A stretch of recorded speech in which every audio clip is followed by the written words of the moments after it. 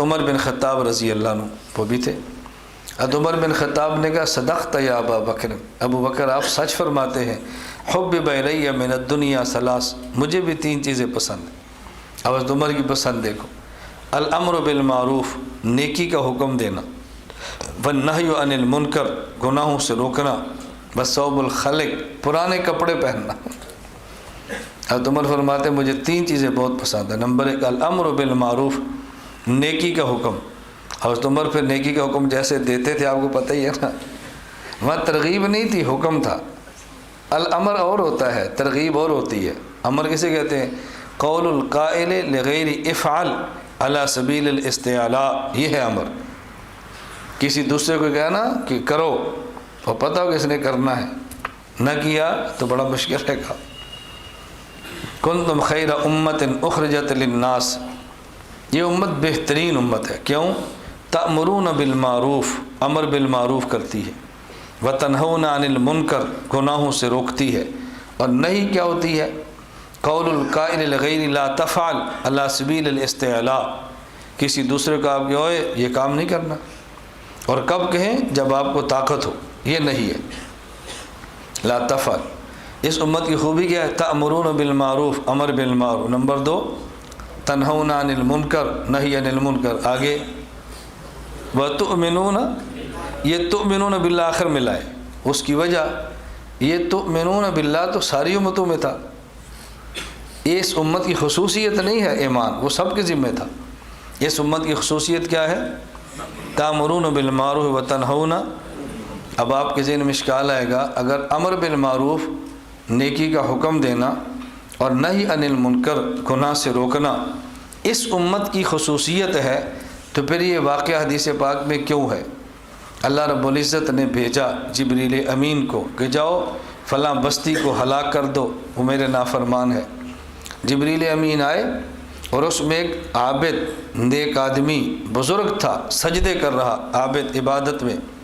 سیدھی حضرت جبریل نے دیکھا تو واپس گئے، کہا یا اللہ وہاں تو اتنا نیک آدمی ہے، اس کے ہوتے ہوئے پوری بستی تباہ کر دو۔ ان فیہ عبدا لم یاسق طرفۃ عین، پل جھپکنے کے برابر اس نے کبھی آپ کی نافرمانی نہیں کی، اس کے ہوتے فرمایا ہاں پہلے اس کو پلٹو، اس پر بستی کو پلٹو۔ کیوں یا اللہ؟ فرمایا اس لیے کہ اس کو اپنی عبادت کی فکر ہے، لیکن وہ امر بالمعروف نہیں کرتا، دوسروں کو حکم نہیں دیتا۔ تو اس کا مطلب امر بالمعروف تو ان پر بھی تھا۔ تو پھر اس امت کی خصوصیت کیا ہے؟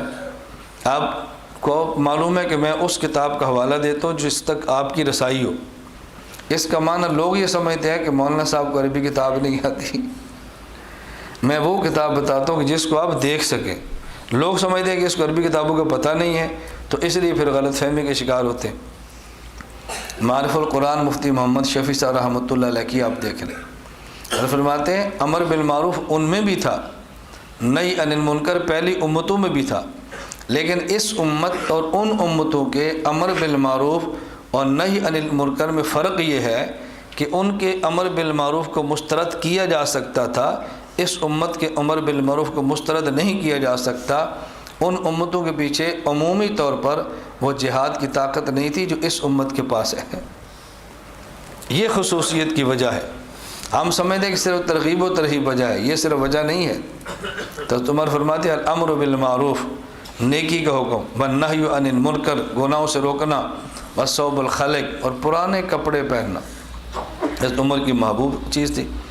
ایک مرتبہ حضرت عائشہ رضی اللہ تعالیٰ عنہ، حضرت حفصہ رضی اللہ تعالیٰ عنہ، یہ دونوں حضرت عمر کی خدمت میں رضی اللہ عنہ، کہ امیر المومنین آپ کو اچھے سے کپڑے پہنے، امیر المومنین ہیں۔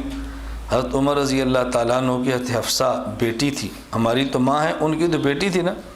حضرت عمر تھے، انہوں نے کہا حفصہ تمہیں حضور صلی اللہ علیہ وسلم کی زندگی بھول گئی ہے؟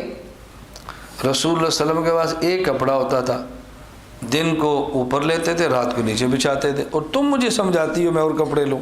کوئی اور سمجھائے تو بات سمجھ آتی ہے، تم تو مجھے یہ باتیں نہ سمجھاؤ۔